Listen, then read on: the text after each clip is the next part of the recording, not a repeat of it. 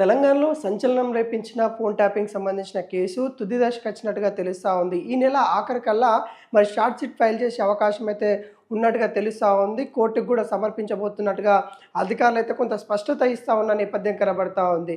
ఈ పరిస్థితులలో బీఆర్ఎస్ నేతల్లో కొంత ఉద్రిక్త వాతావరణం అయితే నెలకొంటా ఉంది. ఎందుకంటే ఇప్పటికే అనేక విధాలుగా అనేక కేసులలో మరి ఇటు బీఆర్ఎస్ నేతలున్న నేపథ్యం కనబడతా ఉంది. ముఖ్యంగా ఇటు ఫోన్ ట్యాపింగ్ కావచ్చు, ఈ కార్ రేస్ కావచ్చు, ఇలాంటి కేసులన్నీ కూడా బీఆర్ఎస్ సంబంధించిన ప్రధాన నేతల చుట్టూ అయితే తిరుగుతూ ఉంది. ఈ పరిస్థితిలో మరి మరో కేసు కూడా వస్తూ ఉన్న నేపథ్యం కనబడతా ఉంది. మొన్న కూడా మనం చూసాము, ఈ కార్ రేస్ సంబంధించి కూడా ఇటు నాంపల్లి కోర్టుకైతే వెళ్ళడం అయితే జరిగింది BRS party working president KTR. మరి ఇప్పుడు ఈ కేసులో కూడా ప్రధానంగా బీఆర్ఎస్ పార్టీకి సంబంధించి ముఖ్య నాయకులే ఉన్నారనే వాదనలు కూడా బలంగా వినిపిస్తూ ఉంది. దాదాపుగా 600 మంది నుండి మరి వాగ్మూలం తీసుకున్నట్టుగా తెలుస్తూ ఉంది. అధికారులు స్పెషల్గా ఈ ఫోన్ ట్యాపింగ్ సంబంధించి ఏదైతే స్వేచ్ఛకి ఉల్లంఘన జరిగింది, మేము ఏదైతే అప్పుడు టీపీసీసీ ప్రెసిడెంట్గా ఉన్న మరి ఇప్పుడు ప్రస్తుతం సీఎం రేవంత్ రెడ్డి మరి తన యొక్క వాగ్మూలం కూడా ఇచ్చిన నేపథ్యం కూడా చూసాము. తనను ఫోన్ ట్యాపింగ్ చేసి తను ఏం చేస్తూ ఉన్నాను తన కార్యాచరణ ముందే చూసుకొని ముందుగానే బీఆర్ఎస్ పార్టీ అక్కడ చేరుకొని ఆ ప్రణాళికను మొత్తం కూడా రద్దయ్యే విధంగా చేశారు అనే ఆవేదన ఇటు కాంగ్రెస్ నేతలు అయితే చెప్తున్న పరిస్థితి కనబడతా ఉంది. ఇట్లా 600 మంది పైనే వాగ్మూలం తీసుకున్నారు.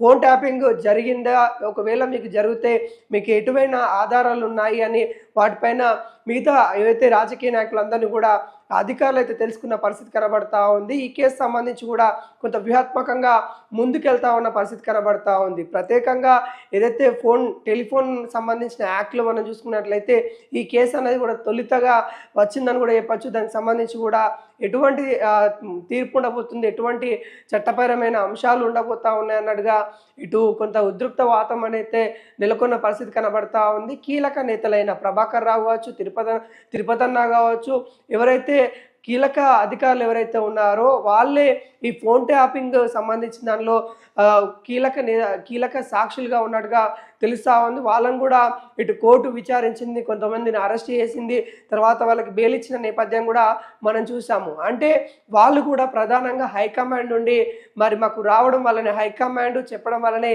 మేము చేశాము అన్నట్టుగా చెప్పిన పరిస్థితి కనబడతా ఉంది. అంటే హైకమాండ్ అంటే అప్పుడు ప్రస్తుతం మరి బీఆర్ఎస్ ప్రభుత్వం ఉంది. బీఆర్ఎస్ ప్రభుత్వంలో కీలకంగా వివరించింది అటు కేసీఆర్, ఇటు కేటీఆర్, తర్వాత హరీష్ రావు, వీళ్ళు ముగ్గురు చేతుల్లోనే అటు ప్రభుత్వం నడిచిందని కూడా చెప్పుకోవచ్చు. మరి వాళ్ళ ద్వారానే మాకు సమాచారం అందింది, వాళ్ళు చేయమంటేనే మేము చేశాము అన్నట్టుగా, ఫోన్ ట్యాపింగ్ చేశామన్నట్టుగా అటు ప్రభాకర్ రావు కూడా ఒప్పుకున్న పరిస్థితి కనబడతా ఉంది. తన వాగ్మూలం కూడా పెద్ద ఆయన చెప్పడం వల్లనే మేము చేశామని కూడా క్లియర్ కట్గా చెప్పారనే వాదనలు అయితే వినిపిస్తూ ఉంది. దాదాపుగా దీనికి సంబంధించి కూడా 1 సంవత్సర కాలం కూడా గడుస్తూ ఉంది. విచారణ పేరుతో కూడా సంవత్సర కాలం అయితే జరిగిపోయిన పరిస్థితి కనబడతా ఉంది. అయితే పక్కా సమాచారం, పక్కా సాక్ష్యాలతోని మరి కోర్టుకు సమర్పిస్తాము. ఎందుకంటే రాజకీయంగా ఇక్కడ ఏదైతే బీఆర్ఎస్ పార్టీ మరి రాజకీయంగా కుట్ర చేసిందో దాన్ని ఎదుర్కోవడానికి మేము కూడా సాక్ష్యాలతోని మరి ముందుకెళ్తాము అన్నట్టుగా ఇటు బీఆర్ఎస్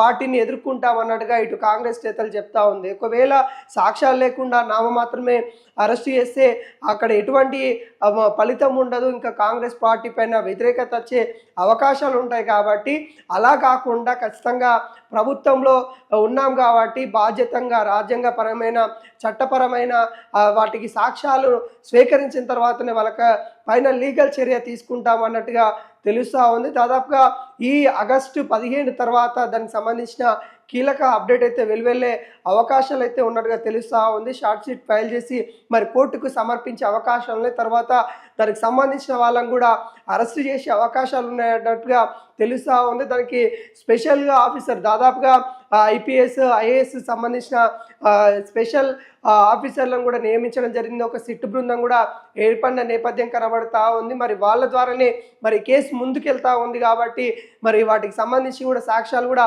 బలమైన సాక్ష్యాలే ఉంటాయి అన్నట్టుగా తెలుస్తూ ఉంది. ఎందుకంటే 600 మంది సంబంధించిన రాజకీయ నాయకులు కావచ్చు, వాళ్ళకి సంబంధించిన ఫోన్ ట్యాపింగ్ అని అనుకుంటున్న వాళ్ళు ఎవరైతే ఉన్నారో వాళ్ళందరినీ కూడా విచారించిన తర్వాత వాళ్ళ యొక్క వాగ్మూలం ఏదైతే ఉంటుందో దాన్ని ప్రధానంగా ఇటు కోర్టులో సమర్పించే అవకాశాలు అయితే కనబడతా ఉన్నాయి.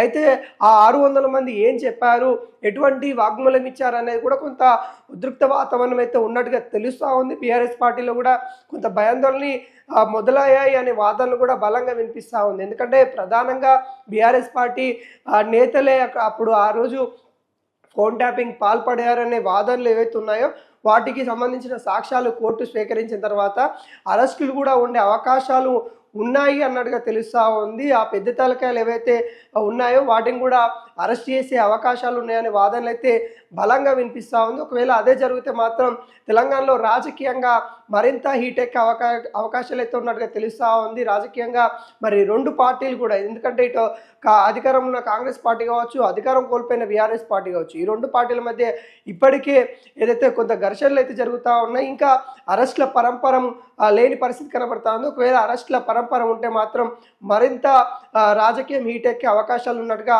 తెలుస్తూ